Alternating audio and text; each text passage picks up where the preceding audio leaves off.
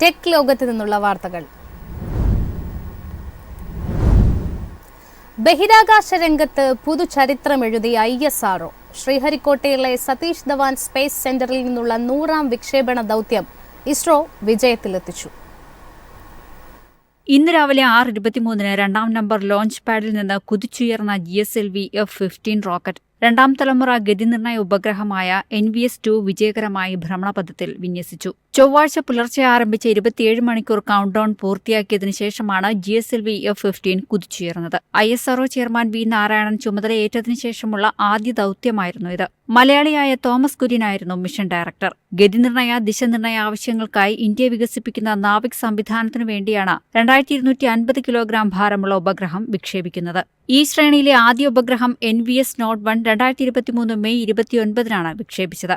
നാവിക് സിഗ്നലുകൾ പൊതുജനങ്ങൾക്ക് മൊബൈൽ ഫോണിൽ ലഭ്യമാക്കാൻ കഴിയുന്ന L1 ബാൻഡിലുള്ള 7 നാവിഗേഷൻ സാറ്റലൈറ്റുകളാണ് ഇസ്രോ വിക്ഷേപിക്കാൻ ലക്ഷ്യമിട്ടിരിക്കുന്നത്. 7 എണ്ണത്തിൽ 2 കൃത്രിമ ഉപഗ്രഹങ്ങളുടെ വിക്ഷേപണം ഇന്നത്തോടെ പൂർത്തിയായി. അമേരിക്കയുടെയും റഷ്യയുടെയും ചൈനയുടെയും യൂറോപ്യൻ യൂണിയന്റെയും വെല്ലുന്ന നാവിഗേഷൻ സംവിധാനമാണ് ISROയുടെ നാവിക്. എല്ലാത്തരം ഗതാഗത സംവിധാനങ്ങൾക്കും ലൊക്കേഷൻ അധിഷ്ഠിത സേവനങ്ങൾക്കും സർവേകൾക്കും നാവിക് ഗുണം ചെയ്യും. News desk MyFin TV. Elon മസ്കിന്റെ ഉടമസ്ഥതയിലുള്ള എക്സിന്റെ പുതിയ ഓൺലൈൻ ഡിജിറ്റൽ പേയ്മെന്റ് സംവിധാനം ഈ വർഷം അവസാനത്തോടെ.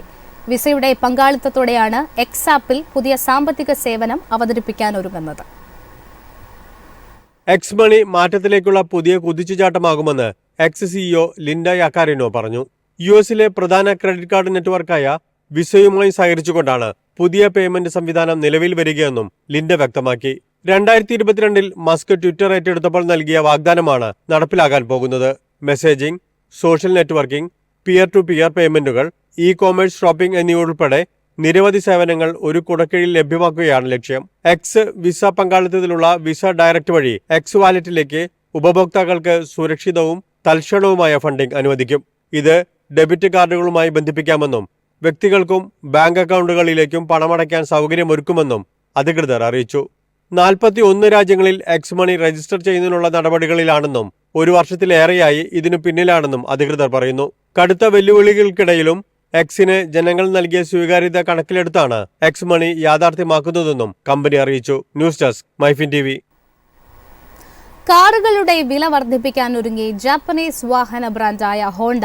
ഈ മാസം ആദ്യം എലിവേറ്റ് SUVയുടെ വില കമ്പനി വർദ്ധിപ്പിച്ചിരുന്നു. 20,000 രൂപ വരെയാണ് വില വർദ്ധിപ്പിച്ചത്.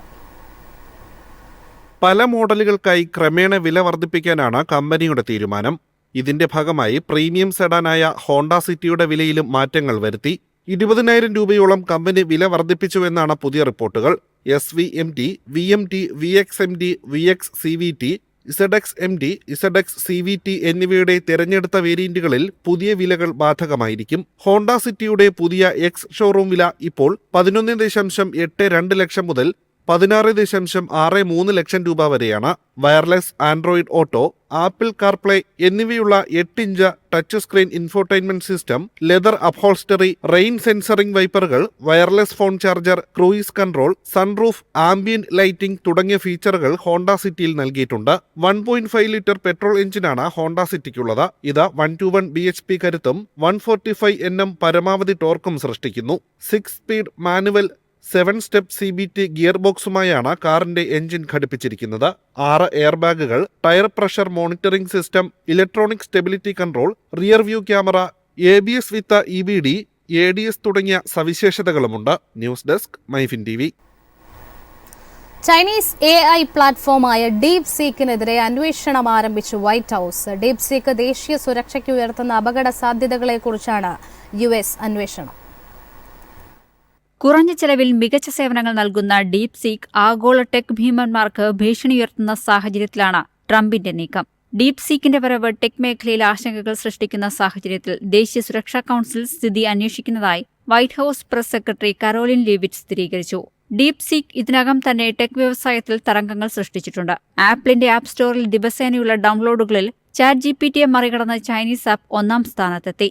ഡീപ് സീക്കിന്റെ വിജയം AI ചിപ്പുകളുടെ വിപണിയെ എങ്ങനെ ബാധിക്കുന്നു എന്നതാണ് കൂടുതൽ ആശങ്കാജനകമായ കാര്യം. ഡീപ് സീക്കിന്റെ വരവിൽ മുൻനിര AI ചിപ്പ് നിർമ്മാതാക്കളായ NVIDIA ഓഹരികളും വൻതോതിലിടിഞ്ഞിരുന്നു. കുറഞ്ഞ ചെലവിൽ നൂതന ചിപ്പുകൾ ഉപയോഗിച്ച് അത്യാധുനിക AI സാങ്കേതികവിദ്യ വികസിപ്പിക്കാനുള്ള ചൈനീസ് പ്ലാറ്റ്ഫോമിന്റെ കഴിവാണ് ടെക് ഭീമന്മാർക്ക് ഭീഷണി ഉയർത്തുന്നത്.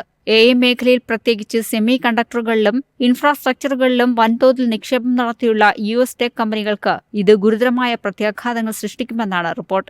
തെറ്റായ വിവരങ്ങൾ പ്രചരിപ്പിക്കുന്നതിനുള്ള ഒരു ഉപകരണമായി ഡീപ്സീക്ക് ഉപയോഗിക്കാനുള്ള സാധ്യതയെക്കുറിച്ചും ആശങ്കകൾ ഉയർത്തുന്നുണ്ടെന്നും വൈറ്റ് ഹൌസ് വൃത്തങ്ങൾ അറിയിച്ചു. News desk MyFin TV. Maruti സുസുക്കിയെ നയിക്കാൻ വീണ്ടും ഹിസാഷി ടക്കൂച്ചി. 2025 ഏപ്രിൽ 1 മുതൽ പ്രാബല്യത്തിൽ വരുന്ന 3 വർഷത്തേക്ക് കൂടി ടക്കൂച്ചിയെ MD-ആയും CEO-യുമായി നിയമിക്കാൻ തീരുമാനമായി. അതേസമയം കമ്പനിയുടെ അറ്റാദായത്തിൽ 16% വർധന രേഖപ്പെടുത്തി. ജനുവരി 29 നടന്ന ബോർഡ് മീറ്റിംഗിൽ 2028 മാർച്ച് 31 വരെ 3 വർഷത്തേക്ക് MD-യും CEO-യുമായി ടക്കൂച്ചിയെ നിയമിക്കുന്നതിന് അംഗീകാരം നൽകിയതായി മാരുതി സുസുക്കി ഇന്ത്യ റെഗുലേറ്ററി ഫയലിംഗിൽ അറിയിച്ചു.